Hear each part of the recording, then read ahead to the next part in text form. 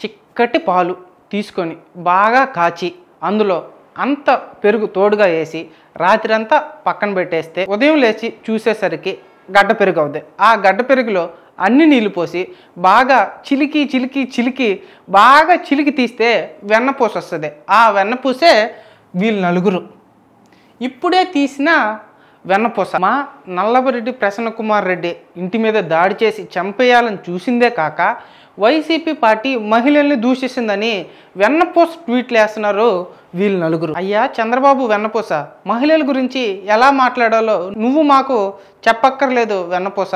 ఆ రోజు CM seat పిచ్చితో పిల్లనిచ్చిన మామనే వెన్నుపోటు పొడిచావు. అది చాలక ఎన్టీఆర్ గారి భార్య టీఆర్ గారి సతీమణి లక్ష్మీ పార్వతి నీ కుల మీడియాతో కుల కుక్కలతో ఎలా దూషించావో మర్చిపోయావా?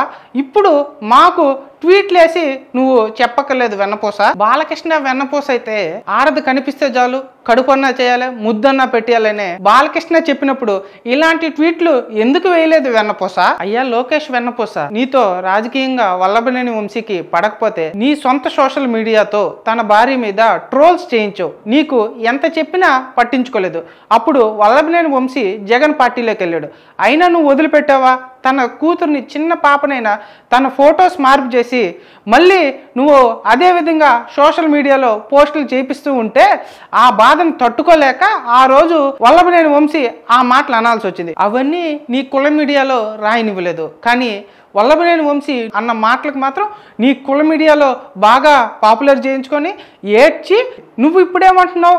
మా అమ్మని తిట్టాడు కాబట్టి వల్లభనేని వంశీని జైల్లో వేయించానని గర్వంగా చెప్తున్నావే. నువ్వు ఇటువంటి ట్వీట్లు వేసే ముందు నువ్వు ఒకసారి ఎటువంటి ట్వీట్లు వేసావో చూసుకోవాలి కదయ్యా లోకేష్ వెన్నపూస. అయ్యా పవన్ కళ్యాణ్ వెన్నపూస, నువ్వు మహిళల్ని అంత గౌరవిస్తావా? మీ అన్న హీరో అయితే నువ్వు హీరోయో.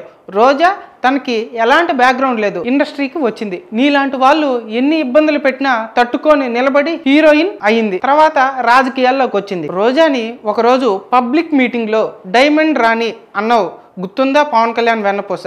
నువ్వు ఈరోజు వచ్చి మహిళల్ని వైసీపీ పార్టీ గౌరవించదు, వైసీపీ పార్టీ వాళ్ళు ఇంతే, వైసీపీ పార్టీ వాళ్ళు అంతే అని నువ్వు ఈరోజు మాకు వెన్నపూస కథలు చెప్తున్నావు కదయ్యా పవన్ కళ్యాణ్. ఒక్కసారి నువ్వు వేసిన ట్వీట్లు కానీ నువ్వు మాట్లాడిన మాటలు ఒక్కసారి పోయి చూసుకో అయ్యా పవన్ కళ్యాణ్ వెన్నపూస. అసలు మీరు వచ్చినప్పటి నుంచి 8 ఏళ్ల పాపని రేప్ చేసి చంపేస్తే ఇప్పుడు దాకా బాడీ కనపట్లేదు. కుప్పంలో నడి రోడ్లో మహిళని చెట్టుకేసి కొడితే మీరు పట్టించుకోలేదు. జంబల్ మడుగులో 3 ఏళ్ల పాపని రేప్ చేసి చంపేశారు. అనంతపురంలో ఒక మహిళని 6 రోజులు నరకం చూపించి తనను చంపేశారు. అదే అనంతపురంలో 14 ఏళ్ల పాపని 14 మంది కలిసి రేప్ చేశారు. అయ్యా వెన్నపూసలారా, ఇప్పుడు నేను చెప్పిందంతా మహిళలకు జరిగిన అన్యాయాల గురించే. అది మీ పార్టీ అధికారంలోకి వచ్చినప్పుడు జరిగిన అన్యాయాలే. కాబట్టి వీటి గురించి కూడా కొన్ని ట్వీట్లు వేస్తే బాగుంటుంది వెన్నపూసలారా. కాబట్టి నీతులు చెప్పే ముందు మీరు కూడా నీతిని ఫాలో అయితే బాగుంటుంది అనుకుంటున్నాను. వెన్నపూసలకి గుడ్ బై.